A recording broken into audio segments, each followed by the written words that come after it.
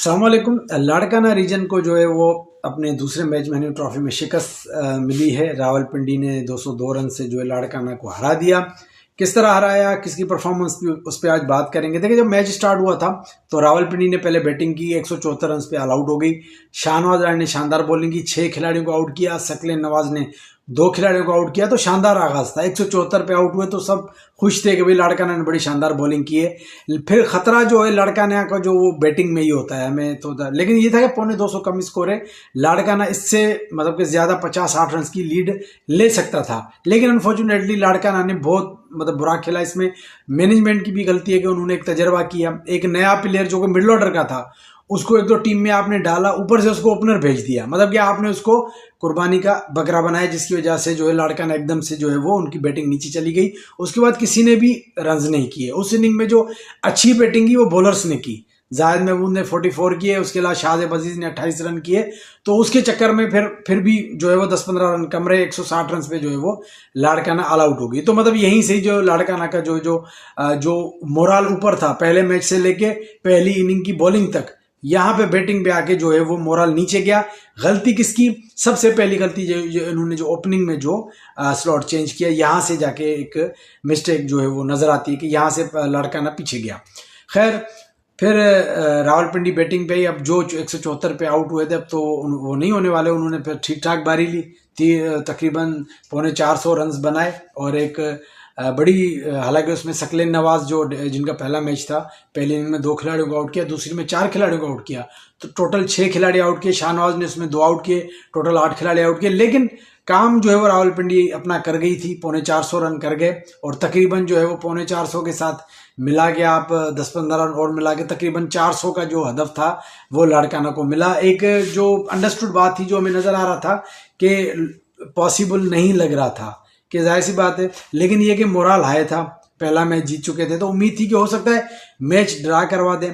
इस बार जो गलती मैनेजमेंट ने की थी, नजफ अली को वापस किया मिडल ऑर्डर में अपनी जगह पे, ओपनर फिर साबित अली गए। अच्छा स्टार्ट लिया साबित ने, मलार ने बड़ा आला बैटिंग की, 77 रन बनाए।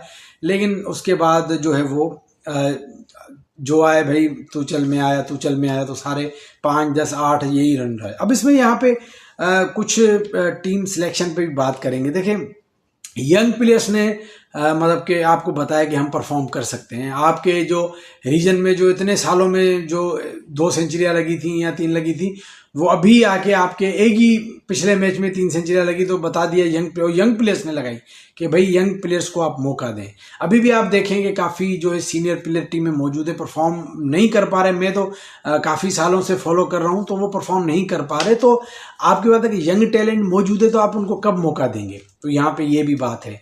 और यहाँ पे एक इशू ये भी चला था, मैं बड़ा खुल के बात करूंगा, कि जब ये टीम अनाउंस हुई थी तो इसमें आमिर थहीम जो दादू के उनको ड्रॉप किया गया। तो बड़ी डिबेट चल रही थी कि दादू वाले कह रहे थे कि यार जो आमिर थहीम के साथ, जो दादू वालों के साथ ज्यादती है। क्यों?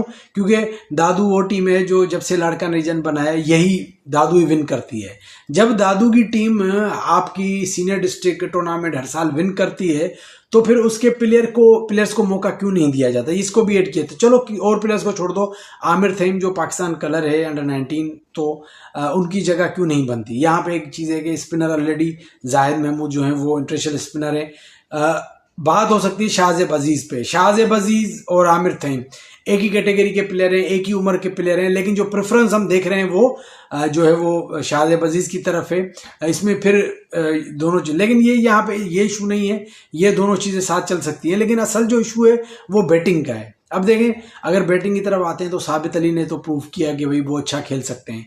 अब इनको टाइम मिलेगा तो डे बाय डे ये इंप्रूव करेंगे। आपके पास अब यही ऑप्शन है कि जो यंग प्लेयर हैं, देखो मल्हार, साबित अली, ठीक है, उसके अलावा जो मोहसिन है, या आपके जो यंग खिलाड़ी हैं उन्होंने तो प्रूव किया कि उनमें पोटेंशियल है। या नजफ को अगर पहली इनिंग में इस पे ना किया जाता तो हो सकता है उसका ज्यादा पता। अब उसको जैसे एक ही इनिंग मिली, उसने 20 रन किए हैं।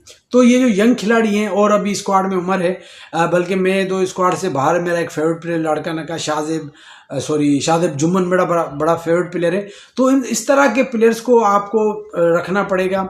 सीधी सी बात है कि इनको टाइम लगेगा। भाई इन्होंने प्रूव किया, साबित ने भी, मल्हार ने भी, जो भी यंग प्लेयर उन्होंने प्रूव किया है उनमें पोटेंशियल है। अब ये जो भी यंग है, उमर है या शाहजेब जुम्मन है या जो भी यंग प्लेयर पीछे हैं या स्क्वाड में है या जो इन फ्यूचर, इनको आपको 3-4 साल टाइम देना पड़ेगा। आपको बॉलिंग तो आपकी लाजवाब है, पूरा मुश्ताक है, शाहनवाज है, जो सिलेक्ट हुए हैं वो भी अच्छे हैं, जो नहीं हुए आमिर है वो भी अच्छे हैं, जो बाहर बैठे हैं नजफ अपना जो सखर वाले जो लेफ्टी फास्ट बॉलर हैं आसिफ, वो भी चांडे वो भी अच्छे हैं, सकले नवाज जिनका डेब्यू वो भी अच्छे हैं। स्पिनर की बात की जाए जाहिद भी अच्छा है, शाहजेब भी अच्छा है, जो बाहर है आमिर तहीम वो भी अच्छा है, जो सिलेक्ट नहीं वो भी अच्छे हुए। सारा इशू जो है वो सारा बैटिंग का है। बैटिंग में अब आपके पास एक ही ऑप्शन बचता है कि यंग खिलाड़ियों को मौका दें और यंग को छोड़ें 2-3 साल ताकि वो प्रूव करें। जिस तरह अभी ये साबित अली ने प्रूव किया, मल्हार ने किया, तो थोड़ा टाइम लगेगा। मोहसिन ने अच्छा परफॉर्म किया, लेकिन ये कि इन्हीं में से आपको इन फ्यूचर मौका मिल सकता है कि ये आगे जाके अच्छा परफॉर्म करें। लेकिन जो है वो लाड़काना रीजन को ये मैच जो है वो जीतना चाहिए था, उनके पास मौका था पहली इनिंग में अच्छी बॉलिंग करने के बाद। अनफॉर्चुनेटली जो है वो मैच हार गए, लेकिन उम्मीद करते हैं कि कमबैक करेंगे और इंशाल्लाह अच्छा करेंगे। चलें जी, इसके बारे से अपना रिव्यू दीजिएगा, अपना बहुत ख्याल रखिएगा। अल्लाह हाफिज़।